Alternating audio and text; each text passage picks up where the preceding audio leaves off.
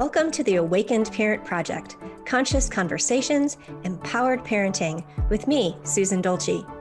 It's time to open our hearts and our minds to what it means to be a parent, exploring and expanding the ways we communicate, validate, and show up daily for our kids. With a parent-centric focus, you learn to become more present, a better active listener, more reflective, more engaged, and mutually empowered. Parenting isn't about perfection. It's about presence, honesty, self-compassion, unconditional love, and conscious communication. The Awakened Parent Project starts now.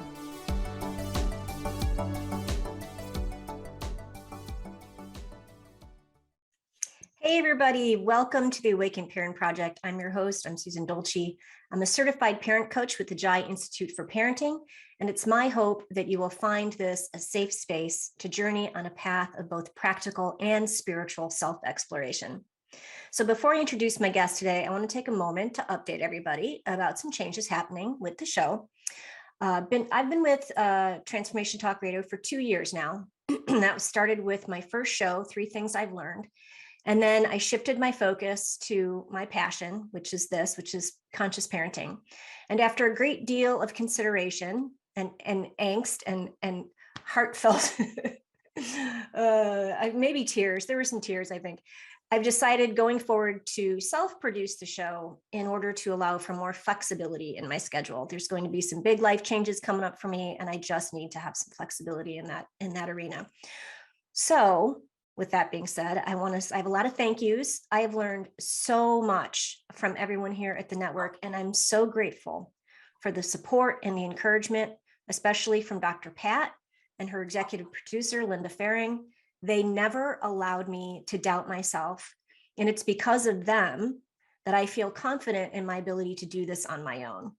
I also want to thank all of the staff behind the scenes who actually get the show on the air, which is a big deal. It is a project. And that's Kim and Jessica and Olivia and Jacob and Benny and Jamie and William. You make it look so easy producing a live show when I know how complicated it really is. So thank you guys from the bottom of my heart.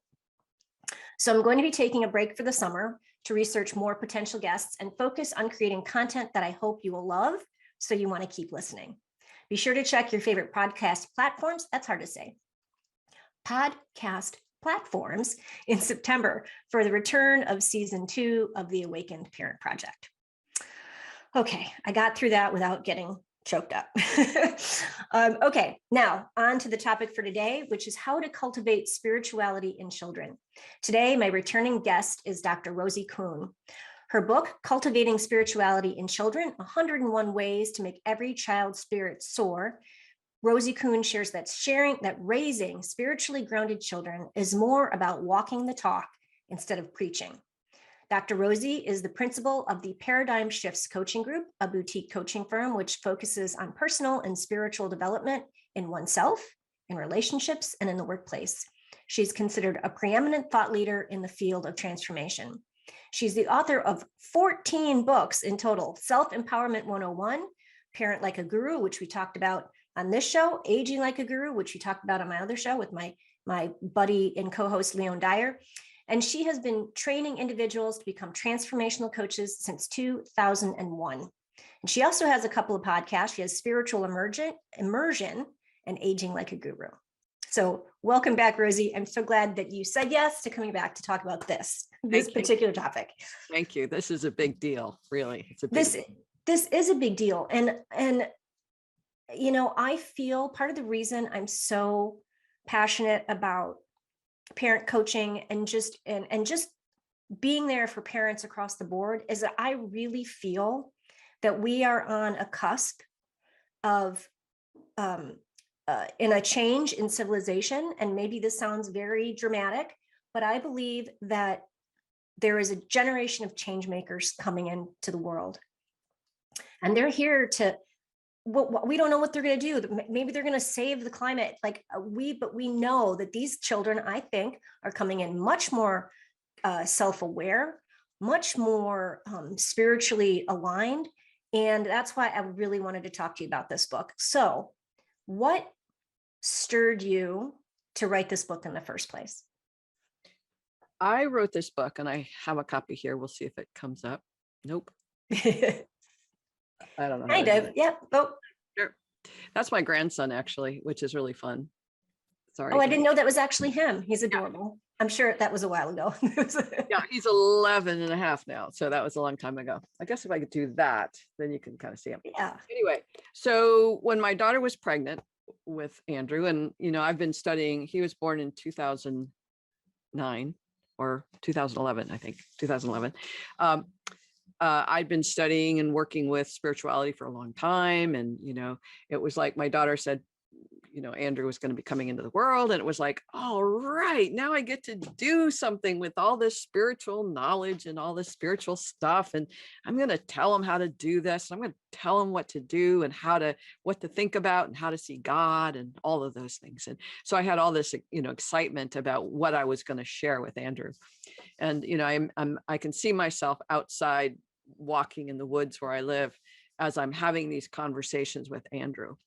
And then at one moment I went, wait a second, like it was like, I stopped, and it was like, what if he doesn't want to know what I have to say? What if what I'm saying isn't aligned to his knowing?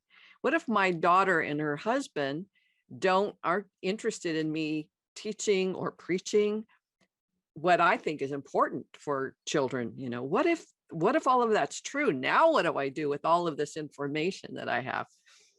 And it was like, the only thing I can do is actually walk my talk. All I can do is actually be a model, a role model for what's my highest truth, my highest knowing, my highest good. And in that way, that will be how those lessons might get put across. Mm-hmm. So that's how I got to write the book. I started with this book, and it was a lot of discernment, because it's like, how do you model that? How do you model when you're upset or angry or confused, or you don't know, or you're anxious about reality and all? How do you do that? How do you be that? And so that your children can feel safe and they can trust and respect you as you're in this whatever, and you're helping them understand this process at the same time. So I started out by doing this book, and then it was like, this is pretty intense book. Maybe I need to do something that would be a little bit easier for parents to read. So I created a Parent Like a Guru mini videos. And if people go on my website or on YouTube, they can see these little videos that are like 2 minutes or 3 minutes long, and a blog that goes along with them. So that was where I went, because I thought this is really intense for parents. And so if they needed something more simple on a daily basis, then I created this vlog thing that people could sign up for and get on a daily basis. So that's the story. Is I have a grandson, and I really wanted to impart my wisdom and experience. And at the same time, what if they don't want to listen or hear it? So that's the challenge. So walking your talk is the only way that you can really do it, I believe. Well, and I'm, what you said about your taking into consideration what your daughter and her partner, how they feel about sharing your wisdom or your knowledge or your experiences, because I really think that's something that I'm not a grandma yet, but when I can see myself, having to kind of put myself in check like that. Mm-hmm. And that leads me to the next question, which is, we brought up our children in the Catholic faith, but as sort of like a bedrock to start on, like just something like, where do you start when you've got little children and you want to talk about God and you want to talk about Jesus and you want to talk about your religion? But then I also had a very, very spiritual background that I kind of tried to interweave into that. So my question is, why spirituality and not religion? Like, why because you the book is fascinating. It's a great read. You're such a great storyteller. I'm going to need some water here in a second. But you also had a Catholic upbringing. I did have a Catholic upbringing. And I would say it was dogmatic, and it was rule-based, and it was mistake and wrong and shame-based and guilt-based. and very, very little of it do I, when I sort of try to take the threads apart to say, where was the spirituality in there? Where was I cultivating my relationship with the divine personally? And it wasn't there. Mhm. And so even in part of writing this book was, what is spirituality? And how is it unique or different from religion? And spirituality for me is how we come to know and be in relationship with our own divine self. And we can't be told that how to do that by anybody. We just have to grow that capacity. And so I did not get that kind of upbringing through my Catholic religion. For me, there was a lot, from my perspective, it was a lot of dogma, and it was a lot of, here's what you do and here's what you don't do. And it didn't have any place. Even I was thinking about this because of our conversation. It was like when I was 16 or so, and it was like, why do I have to go talk to a priest when I want to talk to God? Why can't I just talk to God directly? And that, like, Mhm. that wasn't allowed, and I have these sins and I have to go to confession. I have to go to confession. I don't have anything that I have to confess. I'm okay. I'm a good person, right? Yeah. But you're made to feel bad. You're made to feel like you're shamed. And if you don't have sin, then you're kind of lying or something. So all of that was part of my challenges with the particular religion I was raised in. And for me, um, if there's a fear-based element of what's being taught in a religion, it's not truly a spiritual enhancing experience, Mhm. because when you're afraid, you can't go out, you can't think for yourself. You can't explore the capacities that we have for being connected to the divine with Mhm. ourselves or in nature or however. We can't, because we're taught, no, you've got to stay within the confines of the religious um, teachings. So that's why it's important for me, if people have that in their religion, and I know a lot of different places that their children's programs are so wonderful, where they enhance the capacity of the child to know themselves in relation to their divine self. That's awesome. That's a wonderful thing. But for me, it's not, hasn't been that. And it's also, how do you cultivate that conversation as a parent or a grandparent with your child outside of a church, outside of Mhm. Friday, Saturday, Sunday, or whatever that is? How do you have those conversations? And that's been a really important part of this book as well, is how do we have those conversations? But we have to have those conversations with ourselves first, so that we can have a better sense of that with our children. Yeah, and I definitely struggled with that, like having them come home because they all went to Catholic school, um, and them coming home with something that they were taught, and me going, okay, well, let's let's have a discussion about that. Like it's not black and white, and That's right. trying to impart some a deeper knowledge about what they're trying to teach, but you know that's obvious. That's a whole nother bag of worms, a whole other Pandora's box. We're going to take a quick break. We come back. I want to know, like, I want to understand, because I know how I would use it, how you see people using the book, because I've got some ideas. Okay. We're going to take a quick break. You're listening to the Awakened Parent Project, and we'll be back in a little bit.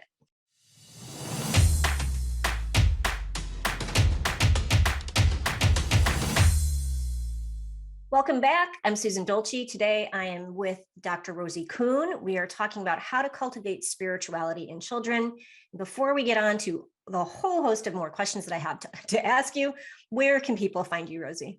People can find me on my website, which is called theparadigmshifts.com, theparadigmshifts.com. You can Google me. That's the easiest way.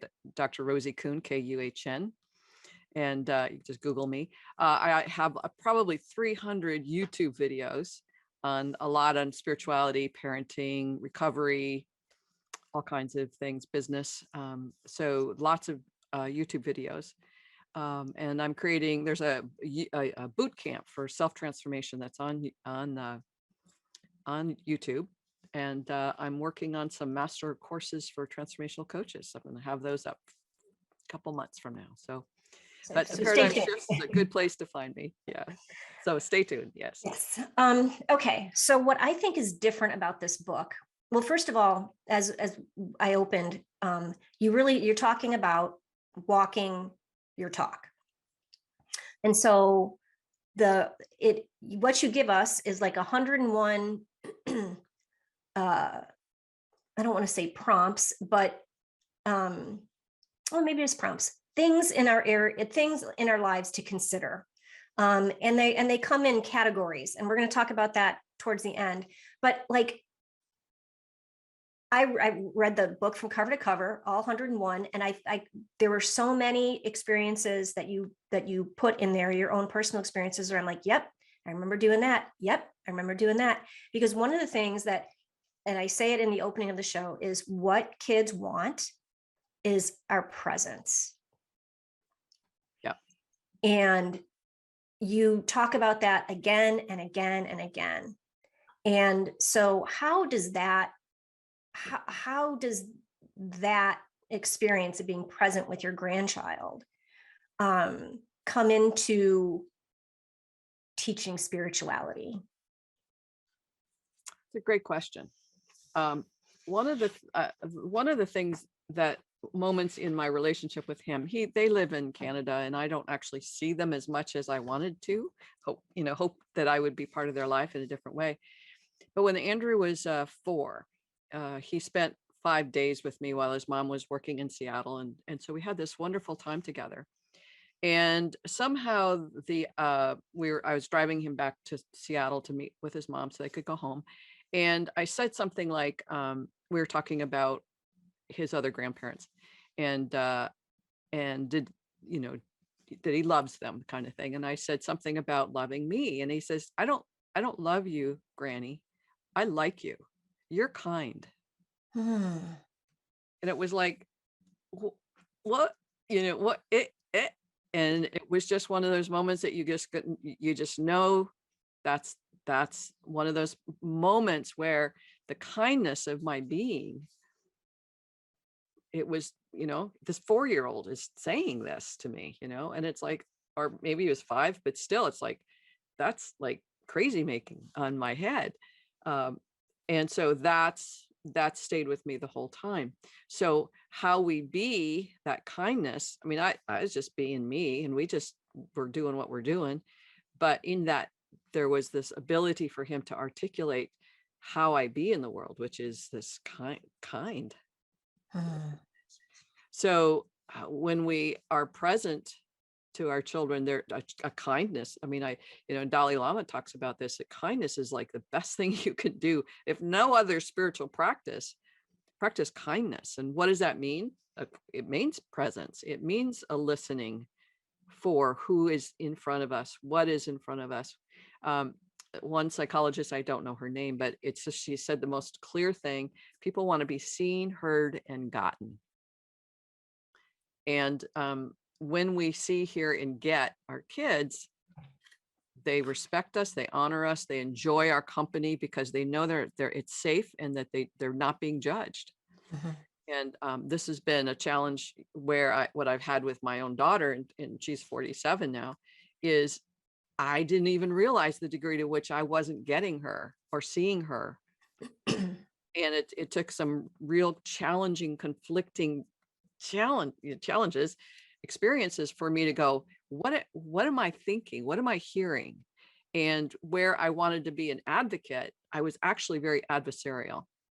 And these are two words that really are important for us. Are we being an advocate for love and kindness and presence with our kids, or are we adversarial? Get your homework done, go clean your room up, get to bed early, or whatever those are, versus this place of presence where it's like, hey, how's it going? What's happening for you? Do you think that's easy? I mean, because I tried to practice this stuff a lot when my kids were little. Yeah. So I was trying to do it in the moment. That's very hard when you're in it. Like, I think, I was going to say, is it easier as a grandparent to, now that you've had this life experience, you've gained all this wisdom, you've had these conflicts in relationships and learned how to fix them or heal them. You've learned all of these things about yourself that you've been able to transform. And it's, I'm getting a little tongue tied here. I could see that it would be so much easier as a grandma to be present and do all that when you know it, because like when you're in the moment, like this is what we coach parents on in our program, is like understanding what your triggers are, understanding how to self-regulate and co-regulate with your child, because when you're in it, you can't, it's so hard to access those parts of yourself. Yes, that's true. It's really hard. And the best that we can do is just be as present as we can be and not beat ourselves up and not make ourselves wrong, and just say, tomorrow is another day. It's, the courage to be present today, and I'll start tomorrow and see how present I can be. And I have a lot of challenges with my children and I don't know my grandson very well, really. And so how I be with him is really it's awkward. Mhm. I don't, that was what I mentioned, like when he was 4 or 5, that was a long time ago. And who he is and what he does and how he participates in life. If I spend some time with him, it's like awkward because he's busy and he's doing things and I'm just fitting in.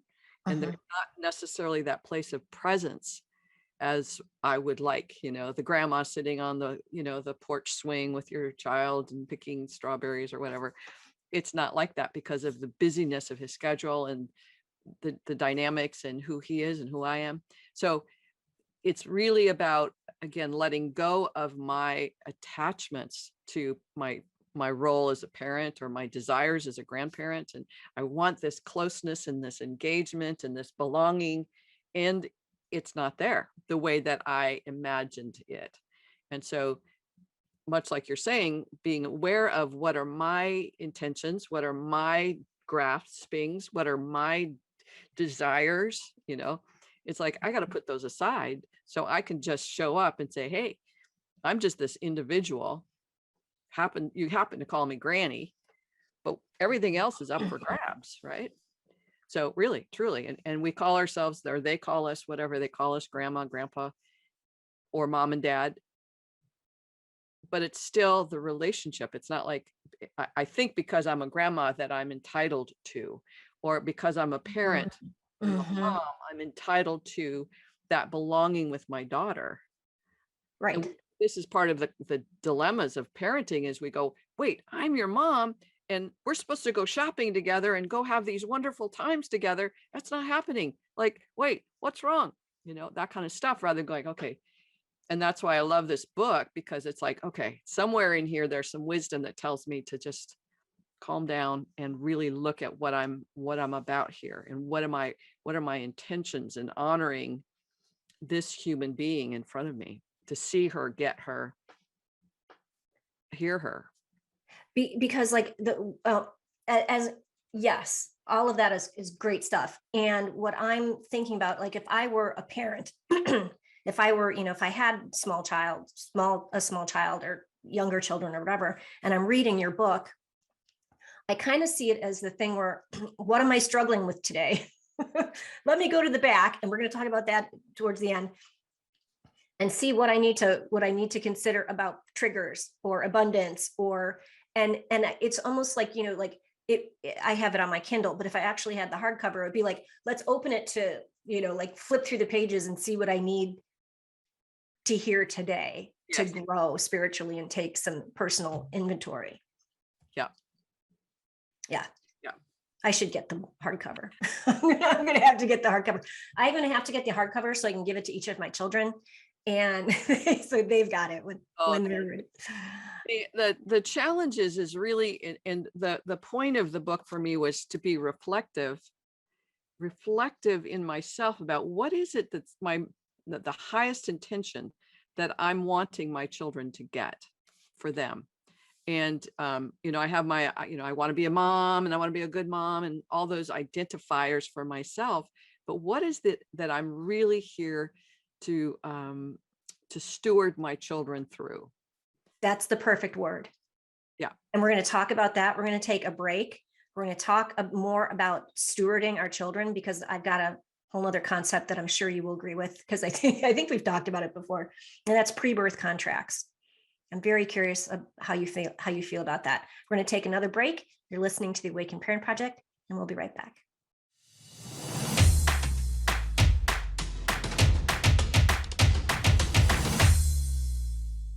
Welcome back. I am talking with Dr. Rosie Kuhn today. We're talking about how to cultivate spirituality in children. A fabulous book, Cultivating Spirituality in Children, 101 Ways to Make Every Child's Spirit Soar, is her book. And before the break, I posed a question about pre-birth contracts.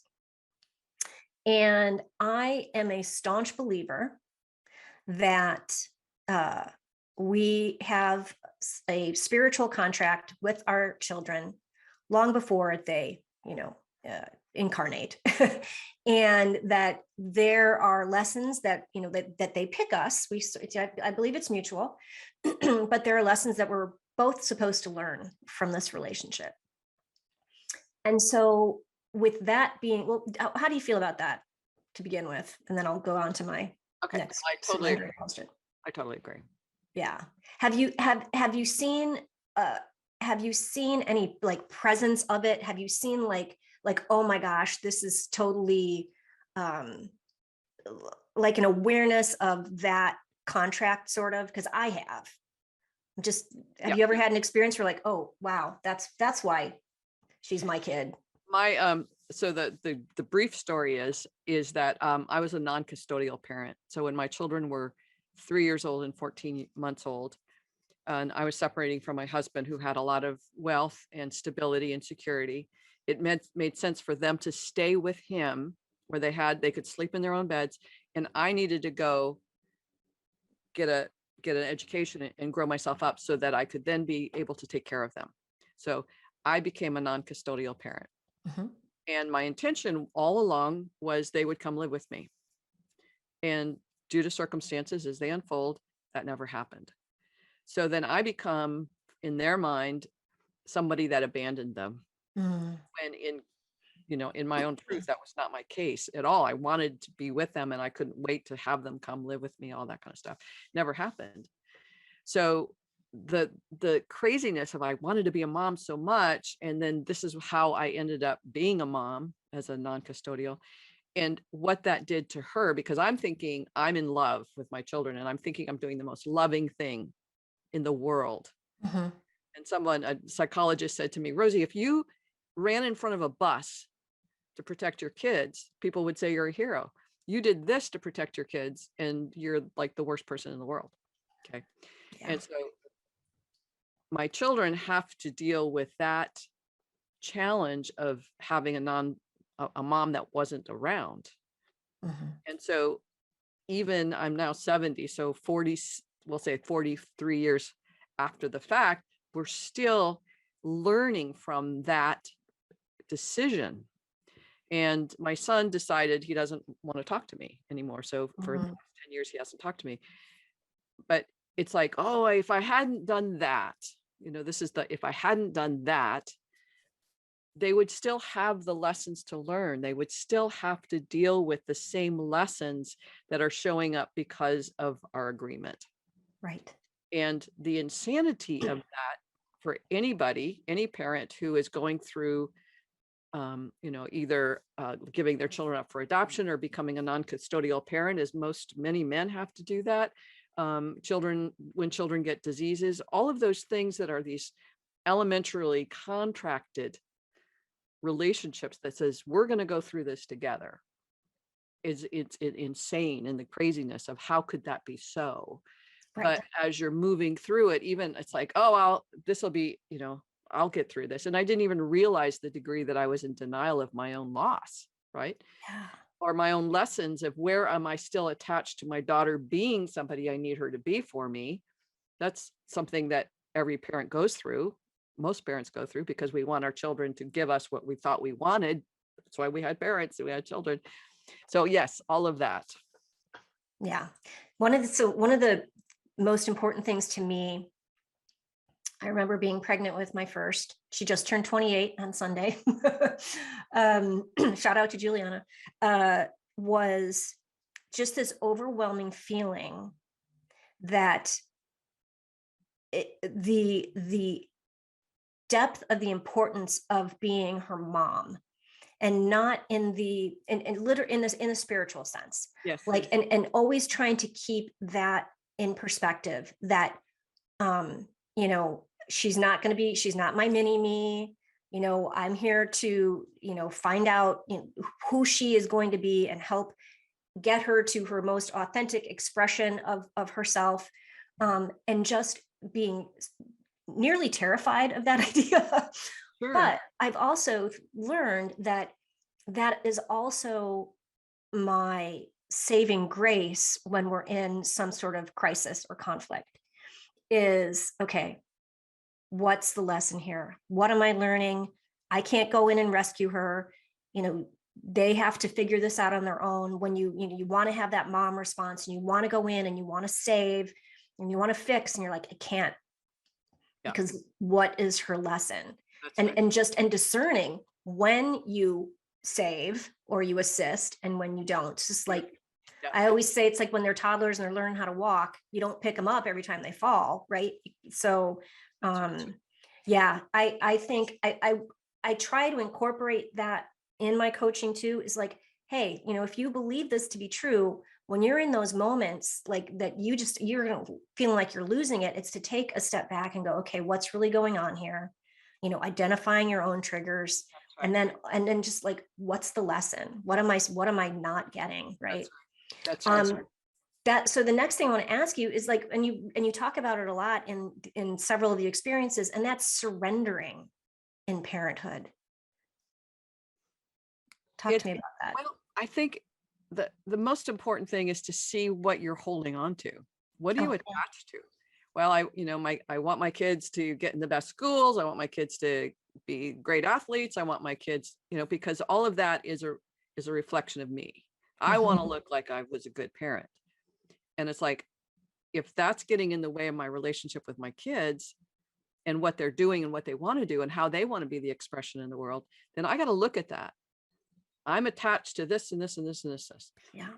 And as long as I'm attached to that, I can't be present to them because I'm attached to my interpretation. They're like right here. Yeah. And it's like, I can't see my kids as who they are in their own unique divine expression if I'm always wanting them to look like and respond to me the way that I want them to. And I'm, like I said, I'm still having that challenge with my daughter who's 47. It's like, I'm still attached to, but I'm your mom and I did all of this so that you could, and she doesn't get it. Her life is different. Her orientation is different.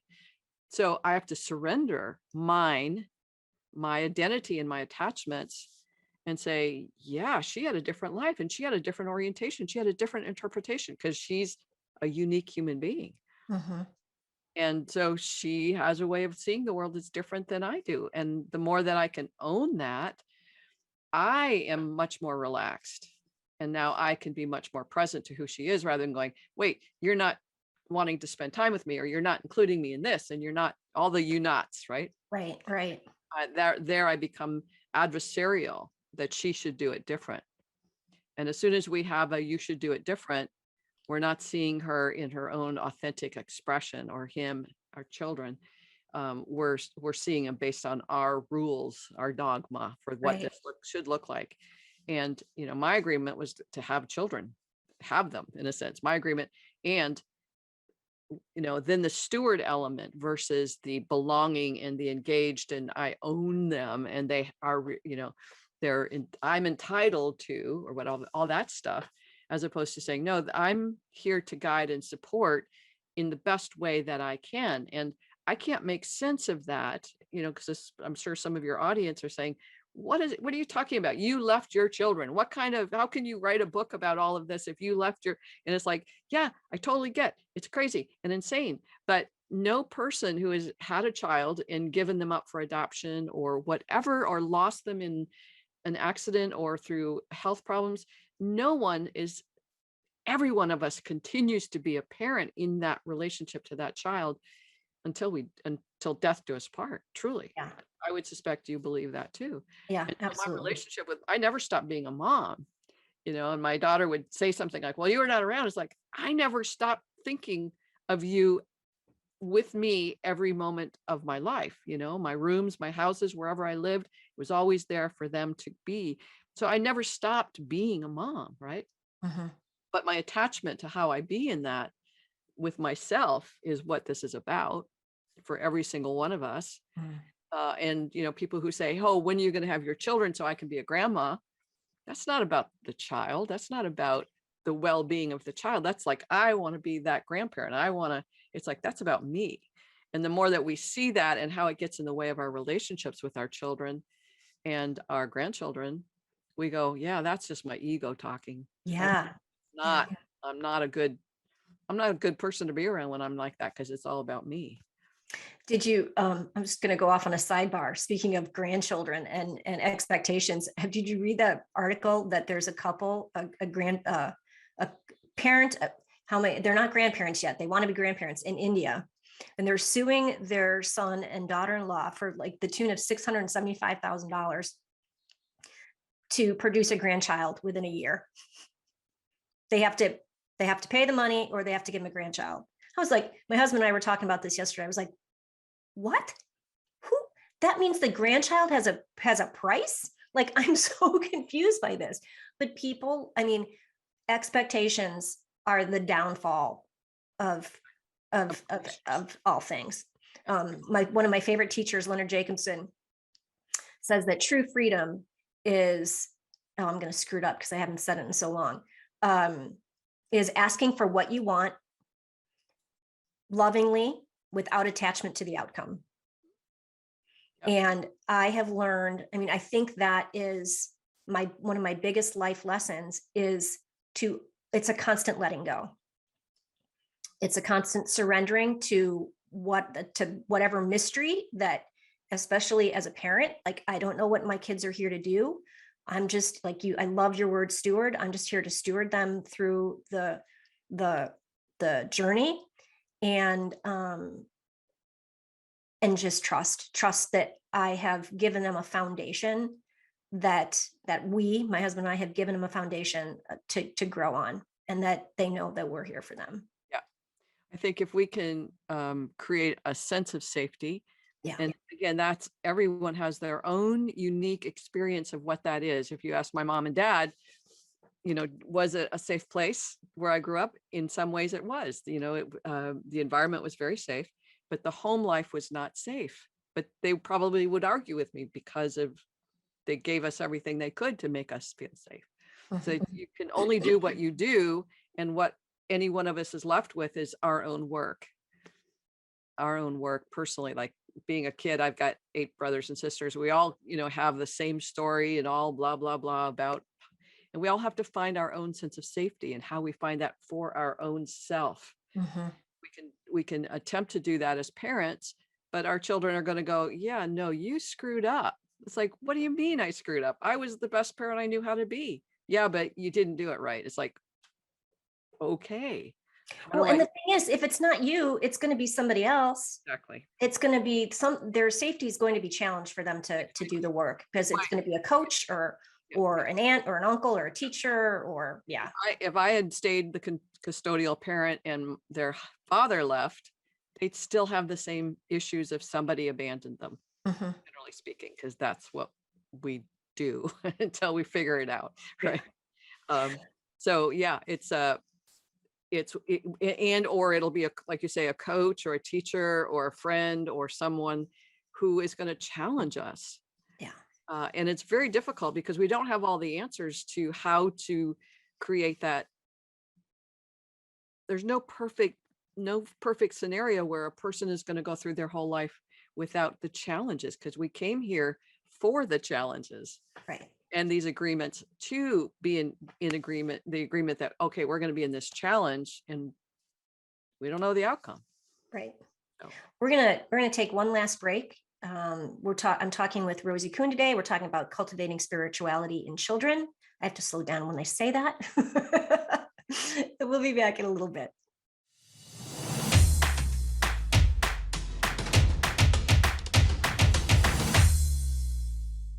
Welcome back. You're listening to the Awakened Parent Project. Today, I am joined by Dr. Rosie Kuhn. We are talking about kids and spirituality, and she's written us a fabulous book. She's written several books. I recommend Parenting Like a Guru for this particular audience. Also great, and this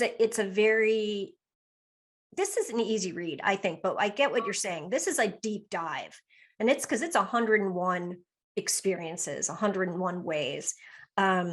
So I've said earlier in the show that if I had the hardcover, which I'm now going to buy, and I think I'm just going to keep them on hand, I think they should be baby shower gifts. That if I were in a moment that I would flip to it, and because each experience is a paragraph or like a couple of pages, so it's kind of bite-sized, but it dives deep into the experience. What was your vision when you built it, when you wrote it that way? Did you have a vision of how people could use it? All of my writing is basically for me. So it's like, what do I need to Oh, experience? how selfish. I am, if I don't get the value of it, then no, it's not gonna have any appeal, I think. And whether there's an audience for it doesn't matter. It's like, I'm gonna have a grandson and I gotta figure this out, how I'm gonna be present to this. So as I'm looking at the pages, I realized that the every experience, there's 101 experiences that we're cultivating within ourselves. Each experience starts with opening to. So the opening up of ourselves to something else is the challenge. So it's like, where's my resistance? Where am I unwilling or unrelenting in my So it's, if you have the hard copy, just opening it up. In fact, I had a client this morning, and after our talk, I started looking at this, and to have our conversation, and there was like, oh my God, we just talked about this. So I photographed it and sent it to her as, and because I just opened it up. So that's really always valuable to do that. And like you said, Susan, in the back, there's a list of experiences. And if there's something here that you want to look at specifically, like authenticity or transparency or commitment or compassion or discipline, they're all listed here, and you can go directly to that. So however a person uses a book like this, it's all very personal. Mm-hmm. But I love this book, but it really was a personal journey, as each of my books are a personal journey to how do I get there to that place of being that role model, if you will, being that steward without attachments. Right. And so that's, I think book writing or journaling for a person is a really awesome way to discover that unfolding, that opening up. And especially when there's like, where am I relentless in my attachments? And yeah, because I think each one is kind of like a journal prompt in and of itself, where you explore where you are struggling or you're resistant or attached. And that's sort of the way I saw it, is that if I think this would be a great sort of like mommy group thing to do, is to do each one and go through them and explore, because I'm just thinking how does this reach the parents while they're in the throes of parenting, versus like going back now and having some perspective and looking back on it and reflecting and say, oh, now I've learned this. But when you're in it and your kid is, you were an athlete and your kid wants to be a mathlete and you're like, but that's not what we do. We're not that family, like you said. And all of the stuff, that all the baggage that comes around that. And yeah. And to stay, again, that aligning with what's your highest truth, your highest knowing, and your highest contribution to your children. If we don't keep that in mind, then we get caught in the attachments, and we get caught in the minutia of what should be and what shouldn't, and what those people are doing, what the neighbors or how are there. And we lose alignment with our own commitment, like what you felt with your daughter, to say, I am in alignment with this this being in this way, and I'm going to stay aligned. And I think if whatever it is, if it's this book or Parent Like a Guru is a great fun book as well, but with the same messages. But until we get aligned with what's the message I need to keep in front of me every day. So to keep me in that alignment with presence, keep me in alignment with getting my children, rather than going, yeah, but you're not. As soon as I say that, they're gone. Yeah. It's me and my alignment with my own truth and my own desire to be an advocate for that love versus the adversary trying to get something that somebody isn't going to give me if I don't, fight for it or whatever. Yeah. I highlighted a whole bunch of notes in my Kindle, and quite beefy ones, but this one stuck out to me because I love now. I just learned how to print out my notes. I was telling Rosie that during the break. So now I'm so excited because that's one of the things I don't like about Kindle, but I have learned. But Kindle's different. It says location 406, so it's not a page. But it says, I'm quoting you, "It is no secret that the level of consciousness now accessible actually empowers us to cease and desist creating trauma in our children, in ourselves, and in the world. We are beginning to understand that it is no longer necessary to break down in order to break through." Nice. You wrote that. That's amazing. But I mean, I guess that's, again, I'm, in the work that I do and why I'm so passionate about this is that if we can look at parenting as being an awakening for ourselves, beautiful, and an awakening, our children, awakening their authentic expression within them, then I think it shifts the whole parenting paradigm on its head. And it's now we are collaborating to be everybody's best self. That's right. And to bring just love and kindness and that's right to the world. Yeah. And whether it's my books or listening to your podcasts and what you're bringing through, is that there is so much more support to empower ourselves to look at what we went through as children and what we have to get over so that we don't have to traumatize ourselves or our children anymore. Right. And there's so much more support. It takes courage. It takes intention. And we can say, oh, I'm too busy because I got a job and I've got this and that. But it's like we can stay intentional even when we're busy to stay aligned with our knowing. Yeah. Our knowing and that place of here's what I am here to do with my child. And we do the best we can. And who knows the outcome? Like I said, I wanted to be a mom my whole life. And then I end up having to be a non-custodial mom. It's like, it's not what I planned, but somehow in the great scheme of things, I was probably a much better mom to them in ways that we don't even know yet. Right. Oh. We don't know. And we have to surrender to that as well. And it's a constant surrendering. And thank you again, Dr. Rosie, for being on the show. Hopefully I can have you on again because we just have such a great conversation. You're just so wonderful to talk to. Thank you. I'm happy to come back. All right, everybody. As I always say, parenting isn't about perfection. What do I say? It's about allowing your children to be your awakening, like I just said. So beautiful. So, thank you. Thanks for listening, everybody. And I'll see you back in September.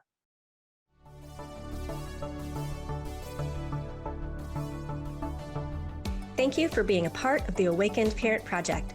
My goal with this show is to help us all become more compassionate and engaged parents by diving into the many techniques and ideologies of the conscious parenting community. This is a safe space to embark on a practical and spiritual journey of self-exploration and expand our ideas about conscious parenting. Got thoughts, questions, ideas? I want to hear from you. Reach out to me if there's a topic you'd like to hear covered on the show or to share your conscious parenting story by visiting susandolci.com.